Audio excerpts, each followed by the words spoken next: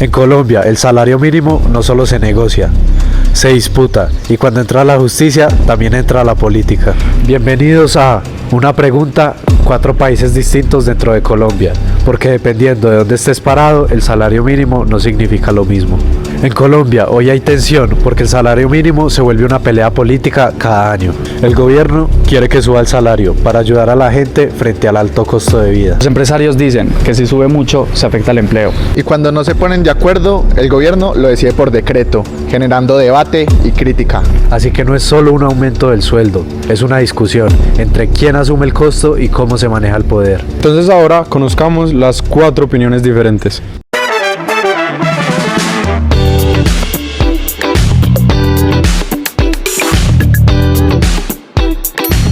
Así que buenos días para todos, buenos días para ti. Hola. Nos gustaría, antes de hacerte las preguntas, que nos dieras un pequeño contexto de ti, de quién eres, a qué te dedicas, y cuéntanos un poco. Claro, buenos días, Sebastián. Mi nombre es Luz Adriana Cabales. Yo soy empresaria independiente en este momento. Sí, he estado en el gremio como empleada, he estado en la zona bancaria, 15 años en bancos. Luego ya me independicé y ya empecé a ser independiente, a ganarme la vida, montando empresas, hasta el día de hoy, que ya me dedico a la industria del neuromarketing y muy contenta y muy feliz. Perfecto, Adriana. Con base a la experiencia que tienes de vida, ¿cómo crees que impacta políticamente la actual situación jurídica relacionada con la fijación del salario mínimo en Colombia? Bueno, pues sí, es una cosa que nos está moviendo a todos. Pienso yo, eso fue un impacto supremamente grande, sobre todo porque nos está demostrando que no hay tanta democracia, que estamos en un país de democracia, pero que la persona que está en el poder no quiere democracia. ¿Por qué? Porque él mismo tomó la decisión de dar el aumento del salario, y siempre fue una inflación del 23% que nos golpea a todos. Como para otras personas puede que sea muy maravilloso ese 23%, pero no es así. Eso nos lleva simplemente a darnos cuenta que hay una imposición, que no estamos en una imposición como en decreto. Entonces afecta, no hay credibilidad a nivel nacional ni internacional. Entonces sí crea mucha expectativa de como de inseguridad en las personas. Ok, perfecto. Sabemos que en este momento con el salario mínimo estamos en una incertidumbre. ¿Cómo crees que afecte la estabilidad institucional y la economía del país esta incertidumbre que estamos viviendo los colombianos? Sí, pues de hecho en el presente lo estamos viviendo. Las empresas están viendo en una coyuntura muy tenaz porque les está tocando tomar decisiones que no quieren tomar, que es despedir a los empleados en todos los gremios. En el gremio agrícola, por ejemplo, se necesita mucha mano de obra y no da abasto para pagar unos salarios estos. En el gremio, por ejemplo, de la construcción, que si ustedes saben se vende sobre planos, proyectos sobre planos donde ya han tirado los presupuestos, y ahora sorpresa, al subir todo, los costos ya no les va a dar para sacar esos proyectos a los precios que tenían. Las empresas como tal no pueden hacer inversiones, ni siquiera puede decir uno que ahora, por ejemplo, se viene el Día de la Madre, el Día de la Mujer, y que entonces los empleados, ¿qué hace el empresario? No, pues contratemos mano de obra, horarios extra y eso, no van a poder, porque no va a haber con qué pagar eso. Entonces, ¿qué le toca a los mismos empleados? Trabajar horas dobles, ¿para qué? Para poder sostener la empresa y que se den los rendimientos. Entonces, sí es muy complicado para inversiones internacionales, igualmente va a afectar por el tema de la inflación. Entonces, sí veo que es muy tenaz la situación. Perfecto, Adriana. Como colombiano viviendo esta incertidumbre, me gustaría que en 3 palabras describieras la situación.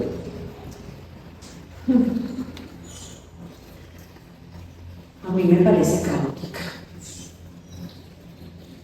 pero no imposible, no imposible. ¿Por qué? Porque, bueno, me extiendo ahí otro poquito, porque creo en que todos somos capaces, todos los colombianos somos capaces de dar un vuelco a esto y sacar adelante nuestro país, que está lleno de riquezas por todos los lados, por donde tú lo mires. No es solo como el país, los mares, la agricultura, sino también las personas. Las personas somos echadas para adelante, guapas, y somos capaces de dar un vuelco y sacar el país adelante.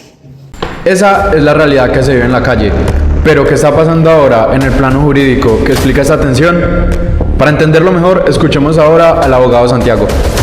Bueno, mi nombre es Santiago García Correa, yo soy abogado y politólogo de la Universidad de los Andes, con especialización en Derecho Comercial de la Universidad Javeriana, y para responder a la pregunta sobre los efectos políticos de la situación jurídica que está viviendo hoy el salario mínimo, hay que tener en cuenta cuál es el estado actual de ese decreto que ordena el aumento del salario mínimo en un 23,7%. Ese decreto está suspendido por la Corte Constitucional mientras ella decide pues, sobre la legalidad pues, de ese decreto. Pero ordenó a su vez hacer un decreto temporal que rija mientras se toma esa decisión, que ese decreto ya fue expedido y lo que hace es exactamente lo mismo, es mantener el aumento.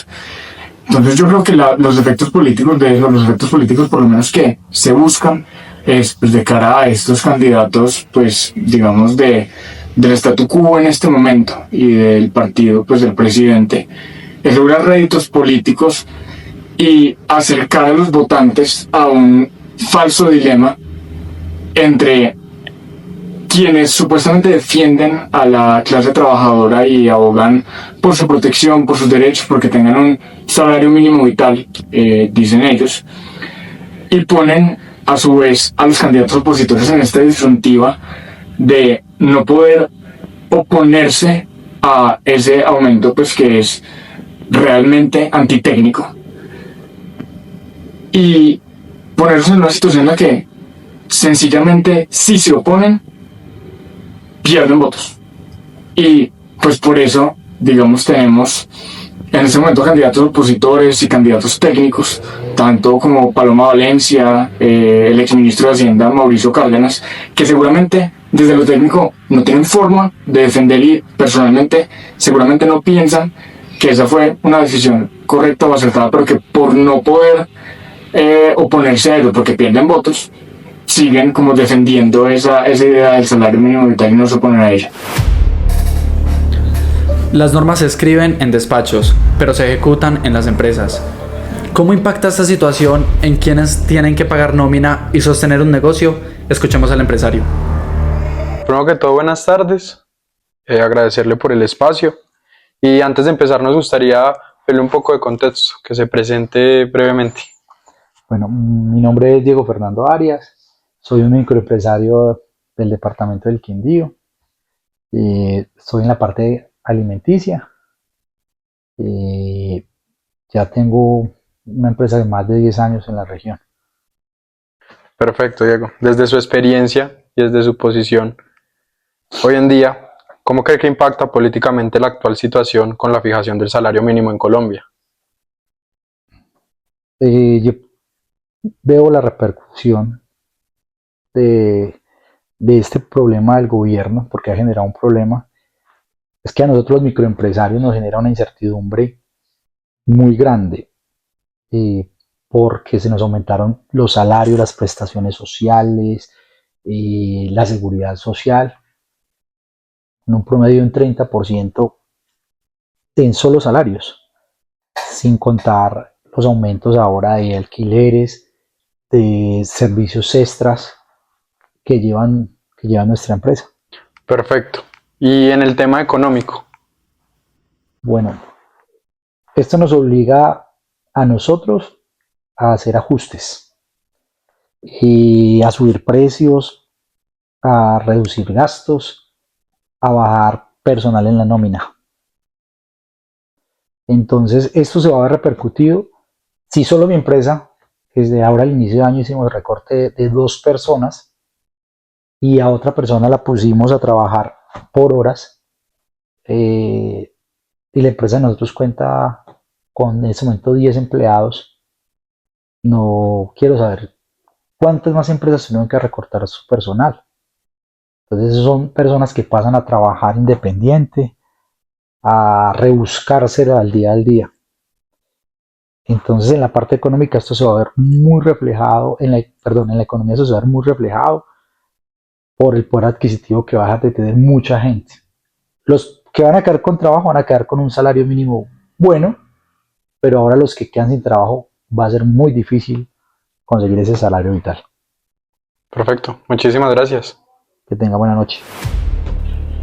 Desde la empresa se habla de costos y sostenibilidad, pero cuando esta discusión llega al debate público, toma otra dimensión. Esta es la mirada del periodista. Políticamente hablando, la decisión de la suspensión de la medida adoptada por el gobierno nacional nos evidencia que hay una tensión entre la rama ejecutiva y judicial. Además, se presentan 3 situaciones bastante complejas para la democracia del país. Primero, nos pone a pensar sobre los límites de las decisiones del presidente de la República en medidas económicas que deben tener un soporte suficiente para no afectar la economía del país. Segundo, nos evidencia la polarización de la opinión de los colombianos. Y tercero, como medidas como estas, tanto la implementación de este salario mínimo vital, así como la posterior suspensión por parte del Consejo de Estado, es utilizada como una bandera electoral de cara a la elección del próximo gobierno de los colombianos. Hoy escuchamos 4 voces diferentes frente a la misma pregunta, donde el salario mínimo no es solo un número, es una decisión que cruza por el derecho, por la economía y por la vida real. Tal vez la discusión no sea solo de cuánto debe de subir, sino de cómo lograr el equilibrio para que los costos no carguen siempre a las mismas personas.